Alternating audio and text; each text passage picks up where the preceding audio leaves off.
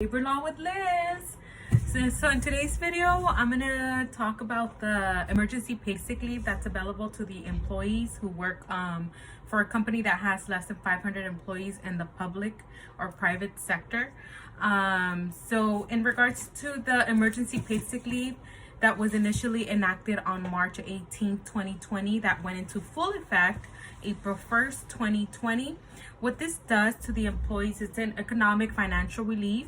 It allows employees to utilize up to 80 hours within a 2-week period for applicable reasons under that law. What are applicable reasons? Applicable reasons would be if the employee is subject to self-quarantine by federal or government agency.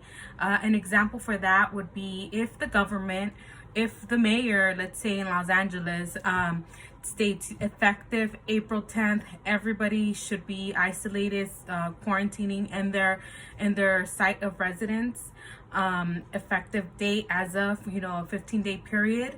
That would be an order for the employee to isolate or quarantine by the government or federal agency or department. So that's one option to where an employee can utilize those hours. Another applicable reason that the employee is able to utilize those hours would be if the health provider of the employee requests the employee to self-isolate and quarantine because either the employee may be subject to COVID-19, the employee is caring for someone that has COVID-19, also known as coronavirus, or the employee is seeking diagnosis because they may be showing symptoms. Now, ultimately, what this emergency paid sick leave does is it allows the employee to get compensated for a 2-week period, the 15-day average period that health providers or governments are usually suggesting people to isolate to see if they show any symptoms, because that's the time requirement that if you do get this coronavirus, that's the time frame in which you will begin to show that you do have it or not. So that employees are able to get compensated through EPSL, emergency paid sick leave, is based on what the employee works within a 2-week period. Now, there's full-time employees who work 8 hours a day for 5 days a week. That would be 40 hours a week. So for under EPSL, that employee will be eligible for up to 80 hours. Now, if an employee has variable hours, part-time, and works different schedules per se, 2 days 1 week, 3 the other. Now, what the employer needs to do to gather the data to find out exactly how many hours this employee is entitled to, they would have to generate or get a report through their payroll administrator, which will give the employee, the employer, the company, an average hours work based on a 6-month look back period. So because this law did come into effect April 1st, what does that mean? What's a 6-month look back period?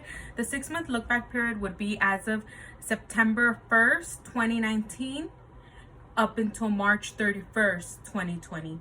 So that's a 6-month look back period that the payroll administrator needs to generate the report for the employer, so that the employer makes sure that they're complying with the law and they're actually giving these employees the amount of hours that they're entitled to. Again, for some employees, it's easier to calculate. For some, it's not. It's a bit harder, but it's not impossible. So if you're an employee and you don't know if you're entitled to these emergency paid sick leave hours that have been available as of April 1st, don't be afraid. Ask HR, your company, your supervisor, your boss. They should be cognitive of what's going on. Everything is running fluid. Everything's very fluid right now. Information is coming, but it looks like right now the Department of Labor has given a more clarification on what EPSL is and the EFMLA is. Now, the EFMLA, I will make another video about that, but it's more of a family medical paid sick leave, a family medical leave of absence that can be used within this COVID-19 pandemic. Back to EPSL, emergency paid sick leave. Another reason that an employee can utilize the EPSL is if they have no child care for a child under the age of 18, and or the employee doesn't have anybody to care for their child, therefore they have to step in and take care of the child.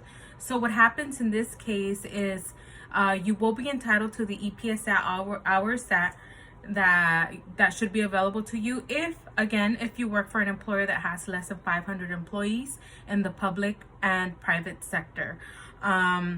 When you utilize your hours for that reason, for no child care, you will only get paid 2/3 of your pay rate. That means that if you're an employee working at $13 an hour and you use these EPSL hours for childcare, you will be entitled to use those hours, but the pay rate for that would be $8.66. So it's 2/3 of what your pay rate is. Now, for the other reasons that we spoke about in the beginning, in regards to subject to quarantine by a government or federal agency department, and or in order to isolate quarantine by a health provider. Now, if you're utilizing your EPSL hours for that, those hours will be paid at 100% pay rate. So if you're winning $13 an hour, the hours you'll be utilizing under that would be paid at $13 an hour. And again, this is going to vary for each employee, but that's just a general idea of what you can get compensated through EPSL, which again, it was enacted March 18th, 2020 for effective date to comply April 1st, 2020. Now, these hours are only going to be available up until December 31st, 2020. We're hoping that by that time, COVID-19 no longer exists, or there's some type of solution to everything that's going on as far as, being exposed to the virus and no medication out there. So right now, that's what the guideline is, the time frame for EPSL hours. If you have any questions, feel free to ask me below. I'm here to answer all your questions. Again, my name is Elizabeth.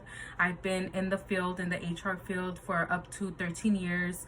I practice every legal aspect of HR, and all this that I'm sharing, it's not legal advice. It's more of a conversation between me and you, so you can be up to date as to what you're entitled to and what you can use as far as financial relief in these days. Thank you.